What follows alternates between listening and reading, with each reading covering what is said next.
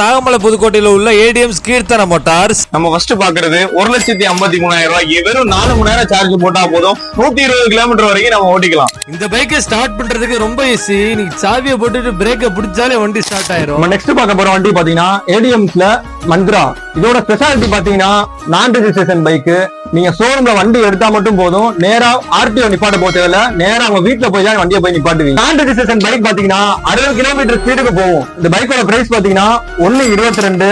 இந்த ஷோரூம்ல நீங்க எந்த பைக் எடுத்தாலும் சரி 10,000 ரூபாய் டிஸ்கவுண்ட். இப்ப இவங்க வச்சிருக்க ஈவி பைக்ஸ் எல்லாமே நீங்க எவ்வளவு தண்ணி இருந்தாலும் சரி, எவ்வளவு வேணா ஓட்டிட்டு போலாம். எவ்வளவு மழை பெஞ்சாலும் சரி, எவ்வளவு பள்ளமா இருந்தாலும் நீங்க ஓட்டிட்டு போய்கிட்டே இருக்கலாம்.